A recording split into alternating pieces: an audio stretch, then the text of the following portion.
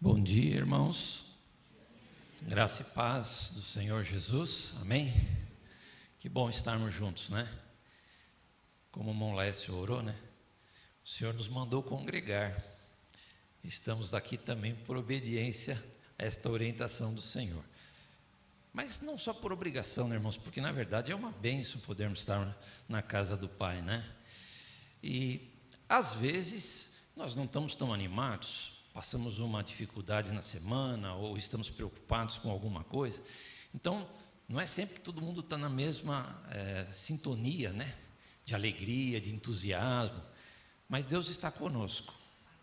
Sabemos que o Espírito Santo está conosco e essa é uma convicção que nos deixa bem em paz. Então, tenho certeza que a palavra do Senhor, que é viva e eficaz, vai falar ao nosso coração. Quem quer ouvir a palavra, diga amém.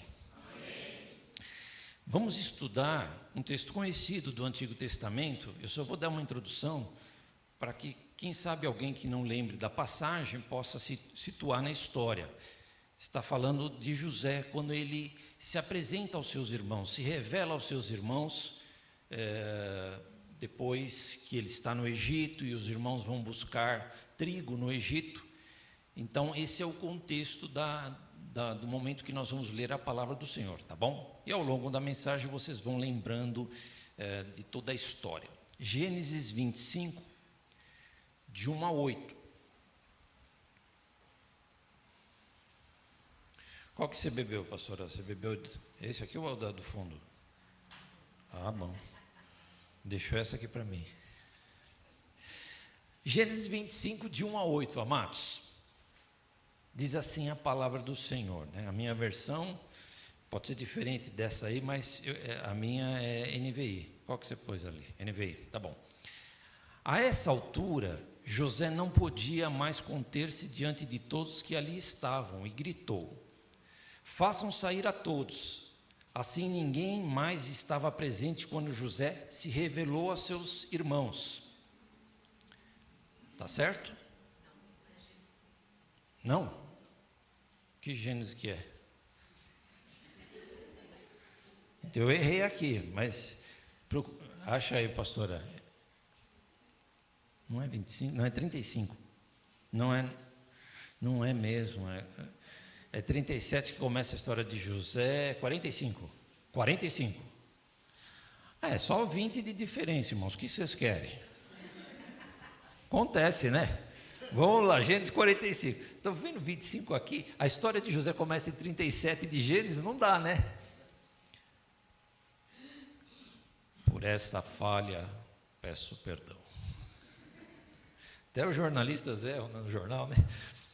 Bom, vamos ao verso 2. E ele se pôs a chorar tão alto, vai no 2 lá já, isso, que os egípcios o ouviram e a notícia chegou ao palácio do faraó. Então disse José aos seus irmãos: eu sou José, meu pai ainda está vivo. Mas os seus irmãos ficaram tão pasmados diante dele que não conseguiam responder-lhe. Cheguem mais perto, disse José aos seus irmãos. Quando eles se aproximaram, disse-lhes: eu sou José, seu irmão, aquele que vocês venderam ao Egito. Agora não se aflijam, nem se recriminem por terem me vendido para cá, pois foi para salvar vidas que Deus me enviou adiante de vocês. Já houve 2 anos de fome na terra, e nos próximos 5 anos não haverá cultivo, nem colheita. Mas Deus me enviou à frente de vocês para lhes preservar um remanescente nesta terra, e para salvar-lhes as vidas com grandes livramento. Assim não foram vocês que me mandaram para cá, mas sim o próprio Deus. Ele me tornou ministro do faraó e me fez administrador de todo o palácio e governador de todo o Egito. Amém. Vamos trabalhar o tema transformando as adversidades em bênçãos. Você pode falar comigo? Transformando as adversidades em bênçãos. Quando nós estudamos a Bíblia e as histórias dos homens e mulheres de Deus, a gente sempre aprende, né, irmãos? Com as virtudes, com os defeitos, com a história. Se a gente olhar Hebreus 11, né, a gente vai ver tantas histórias de homens e mulheres de fé que viveram a fé diante do seu Deus. Histórias marcantes. E as histórias, assim, por exemplo, as histórias têm conexões, né? Por exemplo, Adão e Eva e a queda. Tem muita coisa bonita na história de Adão e Eva, mas a gente lembra da queda. Caim e Abel e o primeiro homicídio. Noé e o dilúvio. Que foi o dilúvio? Um juízo de Deus sobre a terra naqueles tempos. A Torre de Babel e a confusão das línguas. De qualquer forma, o amor de Deus pode ser cantado em todas as línguas, né, pastora? Mas a confusão foi feita e tem tanta língua e é uma coisa interessante isso. Abraão, Isaque e Jacó e a saga dos patriarcas. Moisés, o grande profeta, o libertador do povo de Israel. Davi, o rei, segundo o coração de Deus, e assim tantas histórias. Mas hoje de manhã nós vamos ficar um pouquinho de novo, né, na história de José e estudar um pouco a história de José. José, primogênito de Jacó e Raquel. Presta atenção nisso que eu vou falar agora, irmão, isso é muito importante. Ele decidiu não se aprisionar com sentimentos negativos. Certo, irmãos? Olha lá, isso é importante. Sentimentos nocivos, perigosos, que a humanidade está sujeita. Nós estamos sujeitos a sentimentos da nossa humanidade negativos, irmãos, né? Quais sentimentos? A tristeza, o ódio, a inveja, a raiva, a vingança, são sentimentos nocivos. Mas José, ele não se aprisionou a esses sentimentos. Ele transformou momentos difíceis na sua vida em bênçãos, com a ajuda de Deus. Então vamos pensar nisso. Primeiro pensamento que eu queria trazer para os irmãos é uma coisa muito lógica, vocês vão concordar comigo. A vida não é fácil. A vida não é fácil. Já ouvimos muita gente falar, a vida é boa. Eu também acho a vida boa. Vocês não acham, irmãos?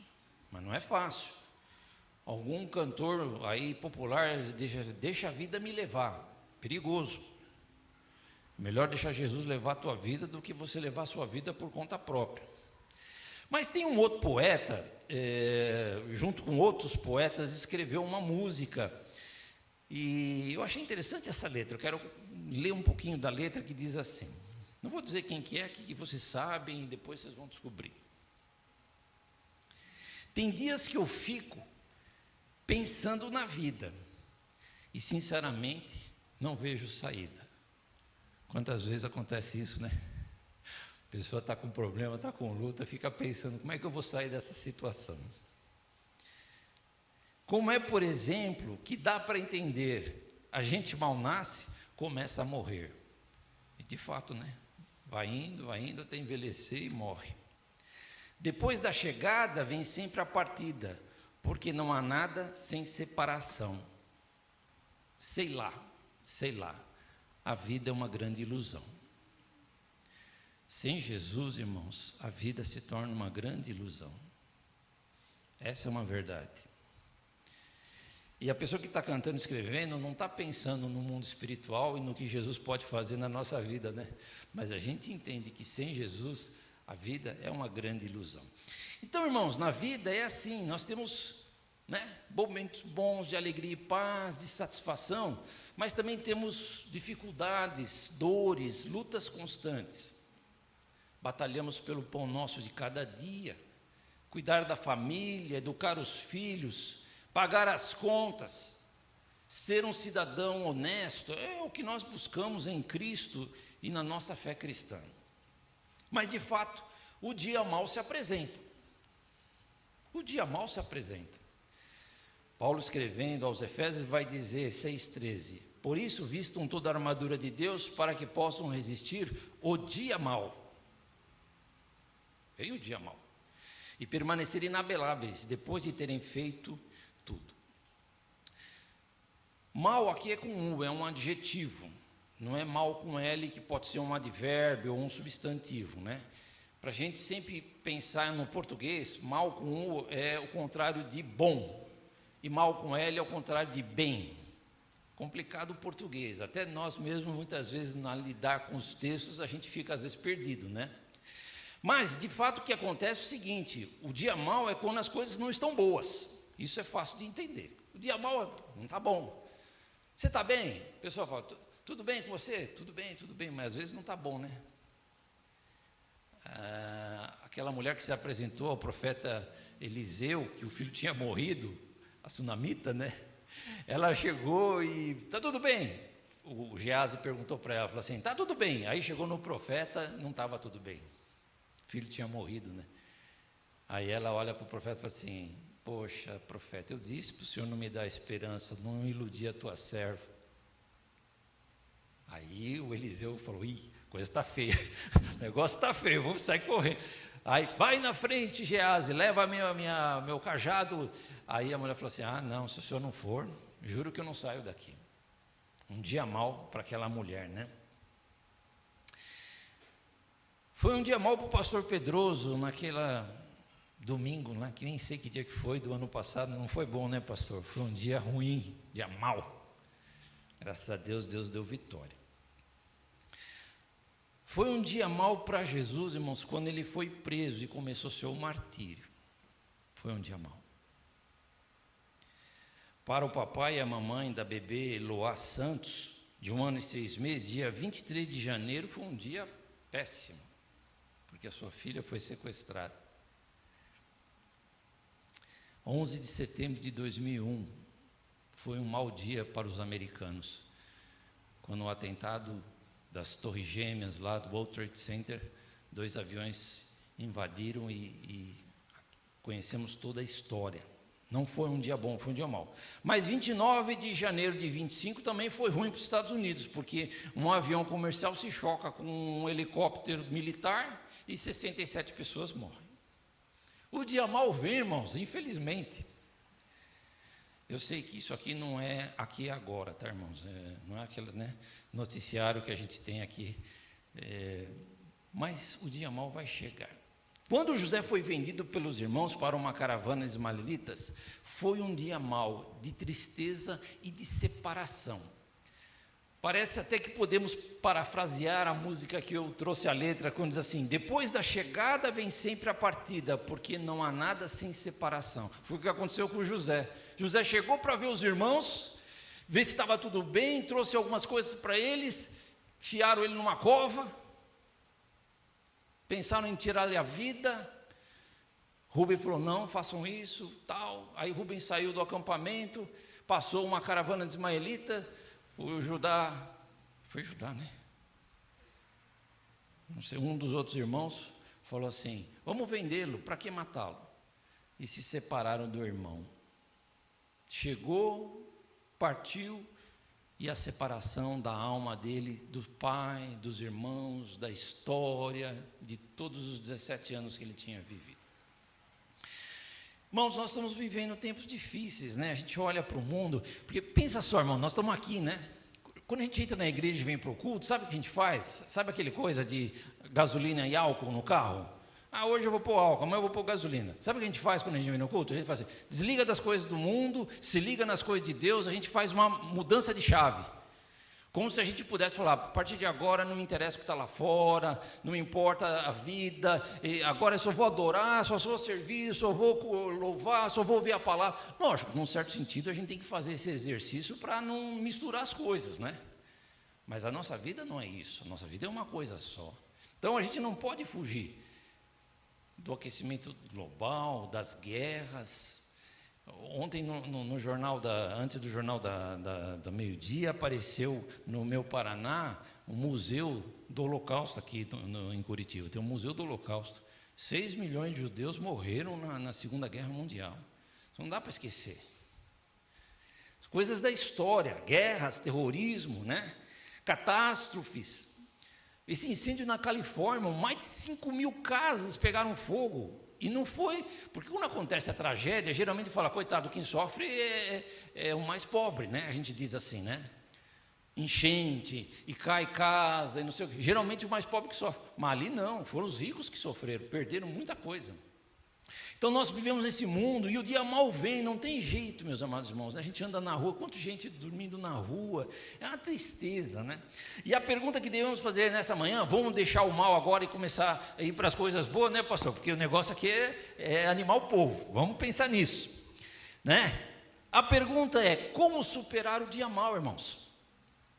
É isso que você tem que pensar hoje, como é que eu vou superar, como é que eu vou buscar força, fé, uma fé que gere uma energia positiva, uma energia saudável, motivação de vida, é pela fé, que a gente pode usar essas palavras bonitas, mas tem que ser tudo pela fé, senão não funciona, né?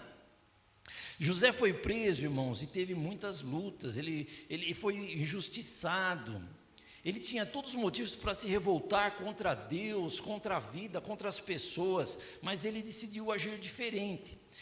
E a primeira aplicação que nós temos que fazer para nós hoje, irmãos, é como você tem reagido diante das lutas da vida, das dificuldades financeiras, de uma enfermidade, de um problema que surgiu. Como é que você tem reagido? Com fé, com firmeza?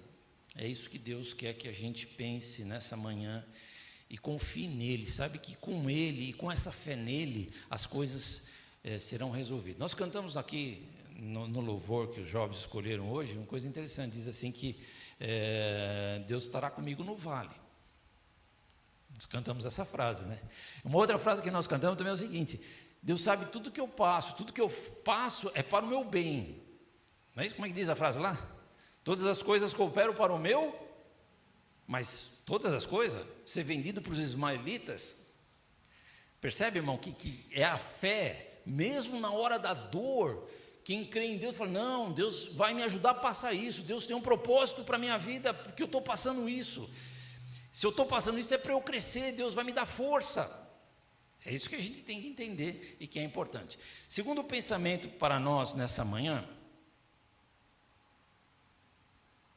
entendendo e confiando nos propósitos de Deus para a nossa vida. Quando jovem, né, com 17 anos lá, José aprendeu a ser um homem honrado, amar a Deus dos seus pais, o Deus de seus pais. Seus irmãos mais velhos tinham má fama, mas José via as coisas erradas e falava para o pai. Quando ele teve sonhos e contou aos irmãos, e depois ganhou uma túnica especial do pai, eles odiaram ainda mais José, né? Essa era a história de José. O sucesso de José incomodava seus irmãos. Ouviram essa frase, irmãos? O sucesso de José incomodava os seus irmãos. Como é que você lida com o sucesso do teu irmão, do teu próximo, de um parente teu? Como é que você lida? Você fica feliz quando uma pessoa progride? Ou dá aquela invejinha? Santa não pode ser, porque essa é uma inveja maligna. Os discípulos também tiveram as suas dificuldades, né? A mãe de Tiago e João chegou para Jesus uma vez e disse assim, Senhor, eu queria te pedir um negócio, que lá no teu reino, se eu puder, porque meus filhos são tão bons e merecem. Não foi assim que ela falou, mas eu estou parafraseando, né, pastor, a história. Que no teu reino um sente a tua direita e outro a tua esquerda. Olha que pedido ousado, né? É pedido de mãe, né? Mãe não pede isso, pediria para os filhos, né? A gente faz qualquer coisa pelos filhos, né, irmão? E Jesus falou, não, mas com relação a isso não dá certo, é meu pai que decide sobre isso, você não sabe o que está pedindo. Mas Jesus aproveitou aquele momento, juntou todo mundo e ensinou sobre humildade e serviço, foi uma coisa importante. Então, meus amados irmãos, é isso. José sofreu. Como escravo de Potifar, oficial do faraó, mas José prosperou. Depois ele foi assediado pela mulher de Potifar, resistiu, fugiu, foi acusado falsamente, foi preso.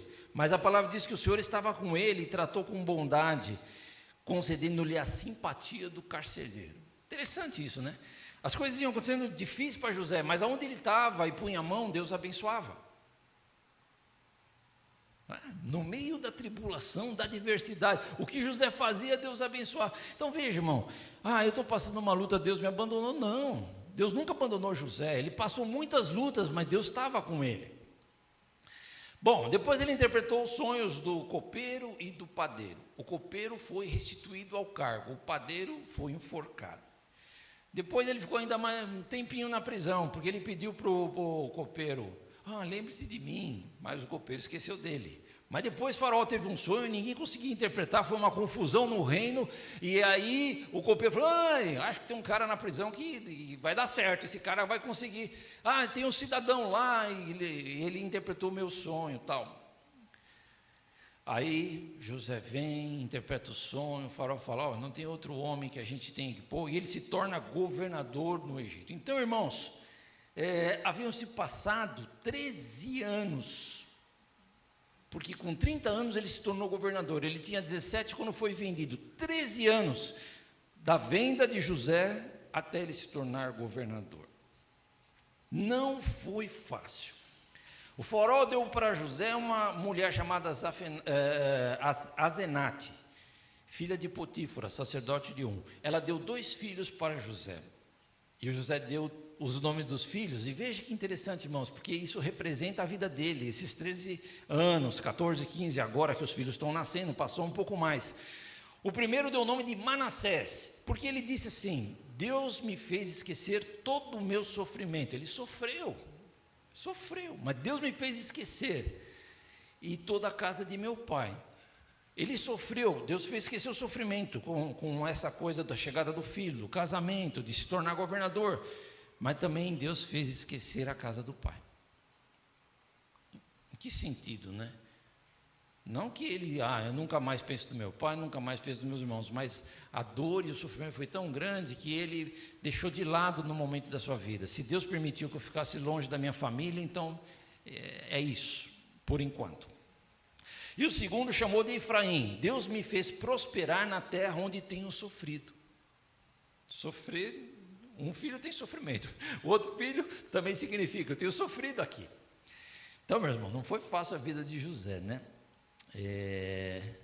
Mas ele sabia que Deus estava no comando da vida dele. Irmão, Deus está no comando da tua vida. Deus tem um propósito para a tua vida. Deus quer te usar, Deus quer te abençoar no teu trabalho, na tua família, no reino de Deus, aonde você estiver, não importa, onde você puser a tua mão e abrir a sua boca, é para que Deus faça de você um instrumento para levar o amor dele a todas as nações. Que Deus venha a abençoar a nossa fé, né? Ouvi um vídeo esses dias de um conhecido meu, um colega. Ele gravou de 20 minutos para um trabalho que ele tinha que fazer para algum lugar, e o vídeo falava sobre o propósito de Deus para a vida dele. Uma pessoa que teve muitas lutas, dificuldades e tal. A mãe dele tentou abortar ele 3 vezes. 3 vezes. E não conseguiu. Tomou remédio, foi na farmácia, e o farmacêutico deu remédio. Na 4ª vez o farmacêutico falou assim, chega. Se ele não morreu é porque pensa o que você está fazendo na sua vida. E depois ele cresceu uma vez com a mãe, ele foi lá na farmácia, onde esse farmacêutico deu remédio para a mãe, e o farmacêutico viu ele com a mãe e perguntou para a mãe assim, esse aí é o teimoso? Que tomou remédio 3 vezes para morrer, não morreu? Por quê, irmãos? Que Deus tem um plano. Hoje ele é um pastor, hoje ele prega a palavra de Deus. Deus tem um plano para a minha vida. Quem crê nisso, diga amém. Amém. Muito bem, nosso último pensamento. 3, a bênção do perdão curador. Os 7 anos de fartura passaram, José juntou muito trigo. Agora todos iam a José para buscar alimento, trigo para sobreviver. 2 anos de fome, depois os irmãos de José também chegaram. Quando eles chegaram diante de José, veja só, irmão, José tinha então 32 anos, certo? 32 anos. Diz lá em Gênesis 42:8, José reconheceu seus irmãos, mas eles não reconheceram. Tinha se passado 20 e poucos anos. Eles não reconheceram José, ele era um homem. Lembrou-se então dos sonhos que tivera a respeito deles. né? O sonho de José, todos conhecem, né? José sonha que ele era um feixe de trigo e os 11 feixes de trigo dos irmãos se dobravam e se prostravam diante dele. Esse foi um dos sonhos. Depois teve outro. E ele lembrou desse sonho, porque agora os irmãos dele chegaram e se prostraram diante dele, conforme o sonho que ele teve de Deus. Mas então ele disse para os irmãos: vocês são espiões, vieram para ver onde a nossa terra está desprotegida. Então ele reconhece os irmãos, eles não reconhecem ele, e ele diz isso para eles.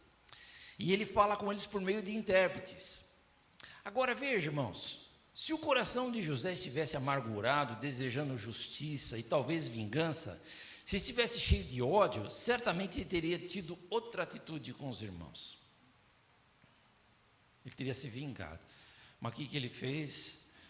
Segurou um dos irmãos, encheu de trigo lá as cestas deles, lá os sacos, mandou eles de volta e disse para eles assim: olha, como vocês são meio espiões, esse seu irmão vai ficar preso aqui, mas se vocês trouxerem o irmão mais novo de vocês, está tudo bem. Lógico, é uma jogada que ele queria saber queria ver o Benjamim não estava com eles, porque o Jacó não deixou o Benjamim, falou assim: vocês vão, mas não levam o Benjamim, eu já perdi o José, agora vou perder o Benjamim também, não dá, né, mano, o BJ tem que cuidar, né? Tratando-se de BJ, o negócio não é brincadeira não.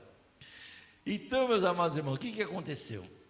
José, então, nessa época, ele estava com 39 anos, tinha se passado 22 anos, coisa interessante, né? A história nós conhecemos, o Simeão ficou, os outros voltaram, mas a consciência dos irmãos pesou, irmãos. 22 anos depois, pastor, o mal que eles fizeram por irmão estava lá amargurando a alma deles. Coisa interessante, né? O que são as emoções, né? A gente não consegue se perdoar de coisas, às vezes, que a gente faz na vida. E eles disseram assim, eles se prontificaram a fazer isso e disseram uns aos outros: certamente estamos sendo punidos pelo que fizemos ao nosso irmão. Eles estão ali no Egito e estão pensando no irmão que foi vendido, né? Que conexão que eles fizeram? De uma alma amargurada, da consciência pesada.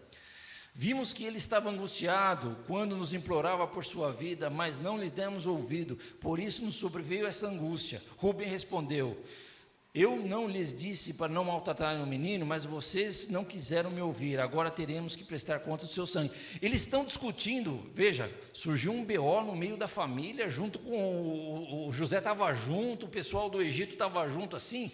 Quando José deu aquelas ordens, eles tiveram esse papo assim no meio de todo mundo. E José ouviu. Aí José sai e vai chorar. Ele vai chorar porque ficou emocionado. As emoções de José entraram num turbilhão naquele momento, né? E chorou e depois ele voltou e assim por diante. Então, meus amados irmãos, agora nós estamos fechando essa mensagem pensando no texto que nós lemos no início. José se revela aos irmãos. Primeira coisa que acontece, eles ficam em choque. Depois disso que eu falei agora, o que aconteceu? Eles voltam, ficam um tempo lá e depois retornam com Benjamim. Aí José faz um almoço e dá comida para todo mundo, dá o dobro de coisas para Benjamim, vocês sabem da história. Agora ele manda todo mundo sair e vai se revelar aos seus irmãos. E eles entram em choque. Ele diz assim: eu sou José, verso 3. Meu pai ainda está vivo? Mas seus irmãos ficaram tão pasmados diante dele que não conseguiam responder. Ele não havia esquecido do que tinha acontecido no passado, irmãos. Verso 4, ele fala assim: cheguem mais perto, disse José aos seus irmãos. Ele está amistoso com os irmãos, ele quer que os irmãos cheguem, mas ele lembra os irmãos: eu sou José, vocês lembram de mim? Eu sou aquele que vocês venderam para o Egito. Não morri não. Estou vivo. Mas o ódio e a vingança deram lugar ao perdão e à fé. Interessante, né, irmãos? Verso 5. Não se aflijam, nem se recriminem por terem me vendido para cá, pois foi para salvar vidas que Deus me enviou adiante de vocês. Não, a consciência de José: não foi vocês que me mandaram para cá, não, foi Deus que me mandou. Deus tinha um plano na minha vida. Hoje ele me exaltou. Então a fé de José foi incrível, né? Ele creu, havia um propósito, José havia entendido. Aí o verso 7 ele vai dizer assim: mas Deus me enviou à frente de vocês para lhe preparar um remanescente nessa terra e para salvar-lhes as vidas com grande livramento. E de novo José expressa a sua convicção em Deus no verso 8: assim não foram vocês que me mandaram para cá, mas sim o próprio Deus. Ele me tornou ministro do faraó e me fez administrador de todo o palácio e governador de todo o Egito. Deixa eu só falar um detalhe importante, irmãos. Depois o Jacó vem, e eles moram lá, Jacó vive alguns anos, e José coloca na terra de Gósen, eles vão cuidar dos rebanhos e tal. Mas veja, irmãos, quando morre Jacó, sabe o que acontece? Os irmãos de José falam assim: pronto, agora o pai morreu, José vai se vingar de nós. Ainda pesava a consciência deles pela coisa errada que eles tinham feito. Interessante isso, né? Só a graça de Deus, o perdão de Jesus Cristo, a libertação que o Evangelho proporciona para a nossa vida é capaz de nos livrar dessas correntes, da amargura, dos erros, das falhas, das coisas ruins que aconteceram na nossa vida. E eu quero concluir pensando em Jesus, porque a história de José tipifica a história de Cristo, né, irmãos? Porque Jesus sofreu na cruz do Calvário, né? Foi rejeitado, os discípulos abandonaram, ele carregou a cruz, ele teve que sofrer os pregos nas mãos, nos pés, coroa de espinho na cabeça. A dor física foi tremenda, a dor espiritual de atrair o pecado de toda a humanidade na cruz foi pior ainda. Jesus sofreu demais, sem merecer, sem ter pecado, sem ter culpa. Mas não foi os romanos que o mataram por si só, ele entregou a sua vida. Ele disse assim, que ele tinha essa convicção e essa autoridade do Pai, de entregar e de reavê-la. E mesmo quando ele morre e entrega o seu espírito ao Pai, ele está totalmente convicto de que ao terceiro dia, o Pai o traria de volta à vida, para que a fé no cristianismo, a fé no Evangelho da salvação, seja algo vivo e poderoso, que nos traz esperança e nos faz vencer todas as lutas. Irmão, eu queria te convidar a você a agir como Cristo. Agir, Jesus entendeu o plano do Pai. Quando Pedro cortou a orelha de Malco, Jesus falou: põe a tua espada da bainha. Eu posso chamar miríade de anjos para me salvar aqui, mas esse é o meu propósito, eu vim para esse momento. Quando Pedro disse: Senhor, não vai acontecer nenhum mal contigo, Jesus falou: sai, afasta de mim, Satanás, porque você não cogita as coisas de Deus. Jesus sabia para que ele veio para resgatar, e para isso acontecer ele tinha que sofrer muito, mas ele venceu a morte, aleluia. Ele venceu por nós, irmãos, para nos perdoar, para nos salvar, para fazer de nós um povo e uma nação. Então vamos pensar em José e Jesus, né? José decidiu não se amargurar com as coisas ruins da vida. Faça isso, irmão. Seu coração está pesado, você está triste com alguma coisa, você não consegue perdoar alguém, pede para o Espírito Santo vir em socorro para a tua vida hoje, te libertar, trazer paz, e que você possa perdoar as pessoas e se perdoar se você também não consegue esquecer algo de errado que você fez e isso amargura o teu coração. Que Deus te abençoe, em nome de Jesus, pastor.